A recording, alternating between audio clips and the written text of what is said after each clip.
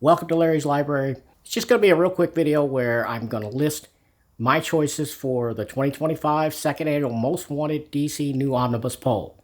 So these are omnibuses that don't exist yet, and I think they're going to be collected and tabulated up by Omar and company at Near Mint Condition, and a shortened list will be sent to DC of the ones that get the most votes. Now, this is a weighted poll, just like the Marvel one was, so you get 10 choices, and the higher you list something, the more weight it's given when it's tabulated. So, I will have a link down below to that poll if you haven't voted yet, and the polls close, I think, on June 11th. So you've got about a week or so, by the time this goes up probably, where you'll be able to cast your vote if you haven't done so already. Now, as most viewers of my channel probably realize, I'm not a huge DC guy. I'm a huge Marvel guy, but I do like some DC. So it wasn't hard for me to choose my top 10, let me tell you. So I'm going to get right into it. At number 10, I chose Witching Hour Volume 1, 1969 on, of that classic DC horror anthology series. So yeah, I would buy that. For my ninth choice, I listed Warlord by Mike Grell Volume 2. This is 1981 and on. Now, why did I rate it so low? Well, because I don't think it needs much help. I think, the Volume 1 was already announced by Mike Grell himself, so it's coming soonish, and I'm going to get that. And I think there's enough demand for Warlord by Grell that I don't think, since we're getting a Volume 1, it's almost assured that we're going to get a Volume 2, I think. But to be on the safe side, put it somewhere in your top 10. At number 8, I have Jonah Hex, the Classic Omnibus, Volume 1, 1970 and on.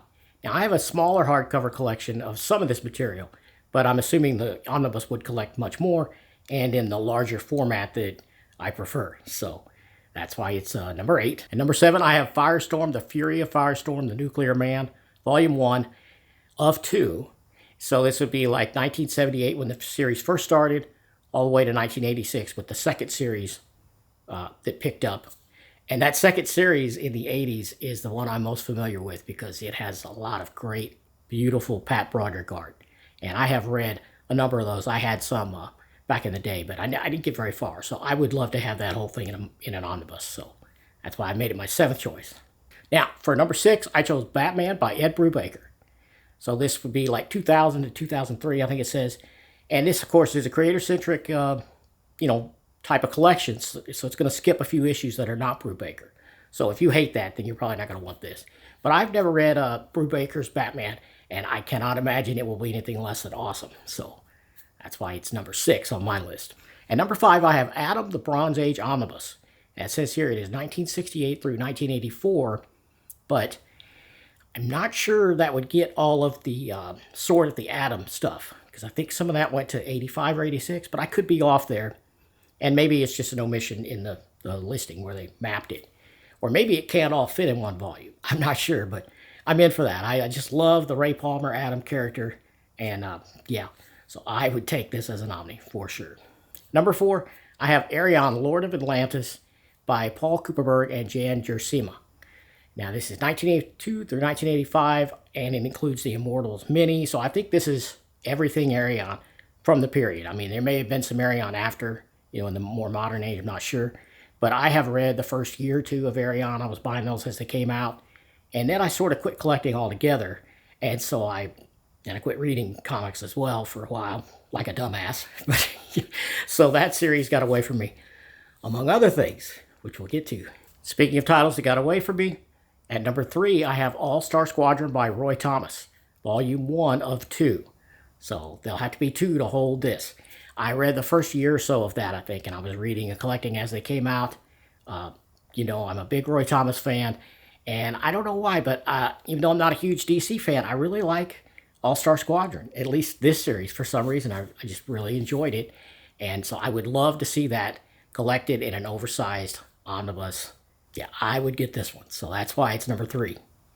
Now, at number 2, I have another Roy Thomas DC series that I started reading and then, stopped collecting and never got to complete. And that is Arax, Son of Thunder by Roy and Dan Thomas, the complete series. So this started in 81 and it concluded in 85. Now, number 1, I had to vote for because this is actually what I came up with.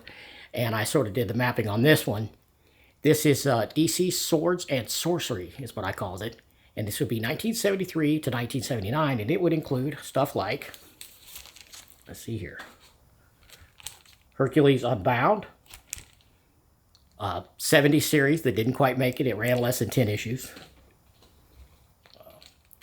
Claw of the Unconquered, which is the longest of these. This one actually ran for 11 or 12 issues. I think 12.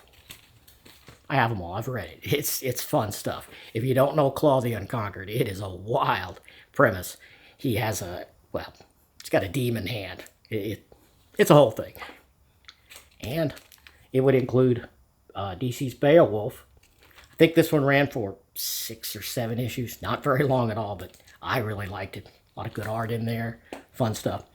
And the sort of title of the omnibus, I'm calling it DC Swords and Sorcery. This was called Sword of Sorcery, and it featured a lot of great Howard Chaykin art, early Howard Chaykin, but still good stuff. Fafferton, the Gray Mauser, in comic form.